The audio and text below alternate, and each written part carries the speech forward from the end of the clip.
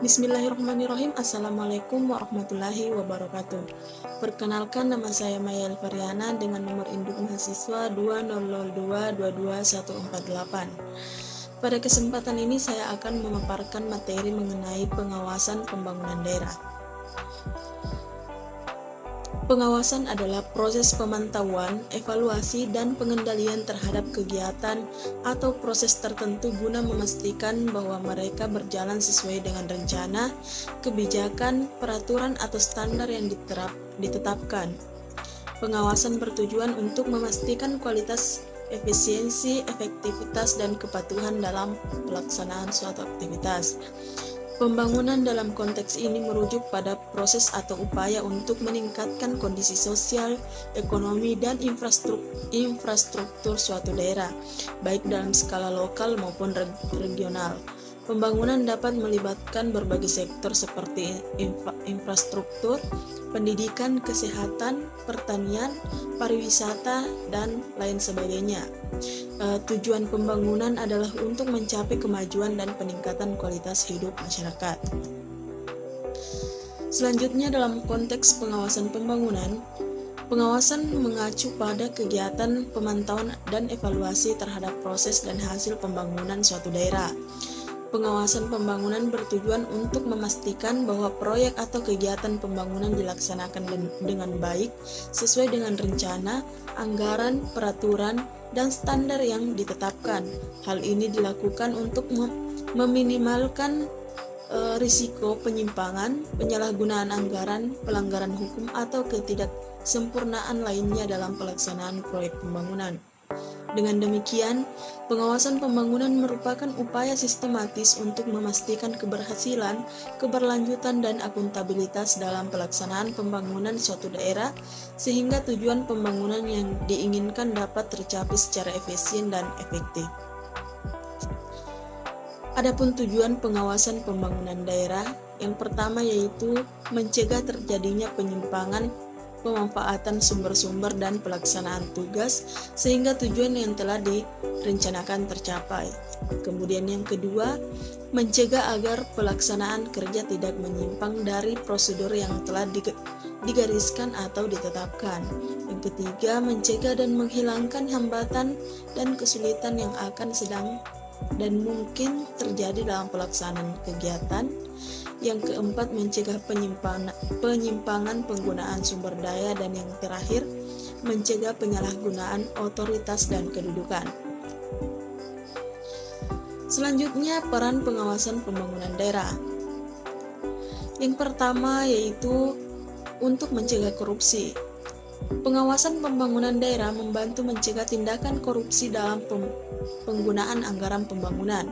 Dengan adanya pengawasan yang efektif, dana pembangunan dapat digunakan sesuai dengan ketentuan dan tujuan yang ditetapkan, mengurangi risiko penyalahgunaan keuangan daerah. Yang kedua, menjamin transparansi. Pengawasan pembangunan daerah membantu memastikan transparansi dalam penggunaan dana publik. Dengan adanya pengawasan yang baik, masyarakat dapat memantau penggunaan anggaran pembangunan, mengetahui kemajuan proyek, serta memastikan bahwa keputusan pembangunan didasarkan pada kepentingan publik. Selanjutnya yang ketiga, memastikan efisiensi dan kualitas pembangunan. Pengawasan pembangunan daerah membantu memastikan efisiensi dan kualitas pembangunan. Dengan adanya pengawasan, dapat diidentifikasi potensi penyimpangan atau ketidaksesuaian dalam pelaksanaan proyek pembangunan, sehingga tindak korektif dapat dilakukan untuk memastikan bahwa proyek berjalan sesuai rencana, menghasilkan hasil yang berkualitas, dan memberikan manfaat yang optimal bagi masyarakat. Yang keempat yaitu mendorong partisipasi masyarakat. Pengawasan pembangunan daerah mendorong partisipasi aktif masyarakat dalam pengambilan keputusan pembangunan. Dengan adanya pengawasan yang terbuka dan inklusif, masyarakat dapat berperan aktif dalam mengawasi, memberikan masukan, dan memberikan umpan balik terkait pembangunan di daerah mereka. Hal ini dapat meningkatkan akuntabilitas dan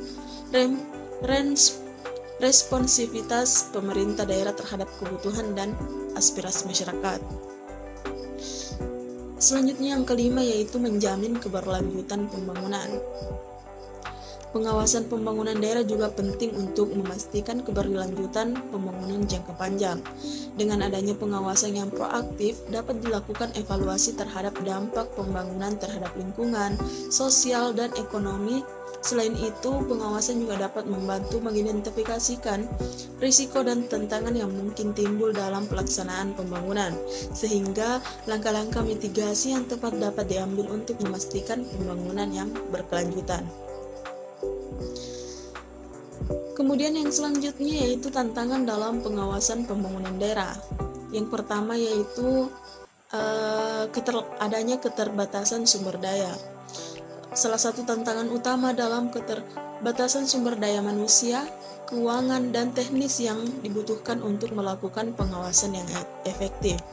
Kurangnya anggaran, keterbatasan jumlah personel yang berkualifikasi, dan kurangnya fasilitas dan teknologi yang memadai dapat menghambat kemampuan pengawas untuk melaksanakan tugas mereka secara efisien.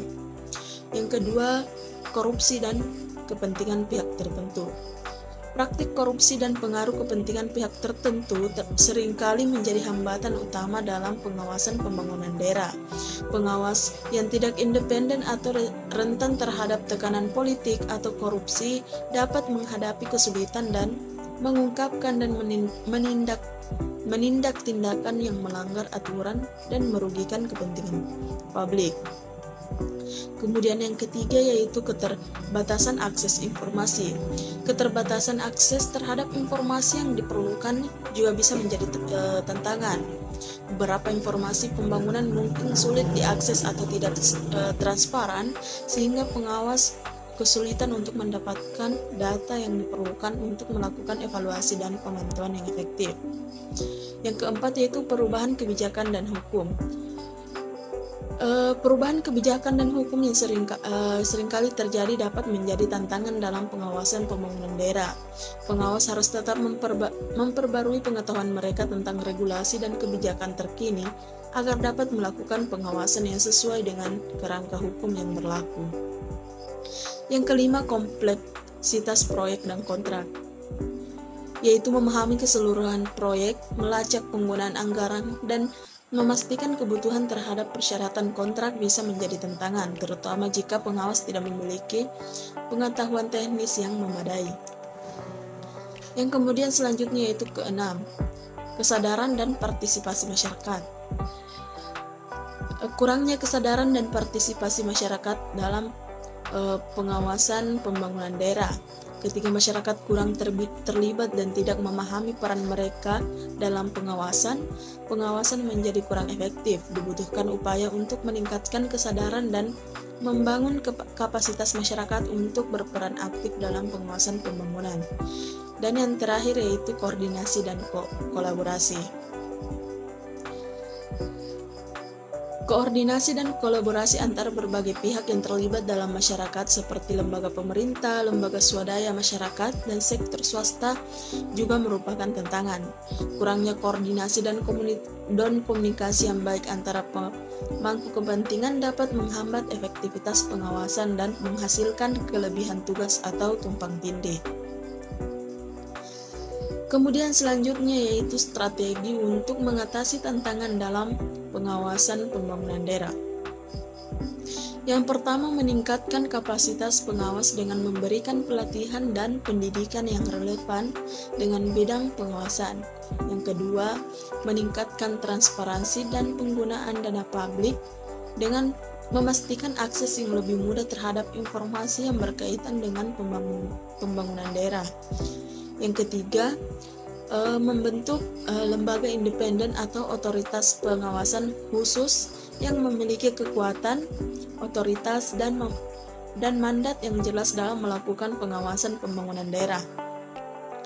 Dan yang keempat, membangun kolaborasi dan kemitraan yang erat antara berbagai pemangku kepentingan yang terlibat dalam pengawasan, termasuk pemerintah daerah, lembaga pengawasan, masyarakat, dan sektor swasta. Yang kelima, mendorong partisipasi aktif masyarakat dalam pengawasan pembangunan daerah melalui advokasi, pelibatan publik, dan pemantauan komunitas. Yang keenam, memanfaatkan teknologi informasi dan komunikasi untuk meningkatkan efisiensi dan akurasi pengawasan. Yang ketujuh, menerapkan hukum dan sanksi. Yang kedelapan atau yang terakhir yaitu melibatkan media massa dalam pengawasan pembangunan daerah juga dapat membantu meningkatkan kesadaran publik, memperkuat transparansi, dan mengungkap potensi pelanggaran atau penyimpangan dalam pembangunan. Mungkin itulah yang dapat saya sampaikan pada kesempatan ini. Lebih dan kurangnya mohon dimaafkan. Billahi fisabilillah, fastabiqul khairat. Wassalamualaikum warahmatullahi wabarakatuh.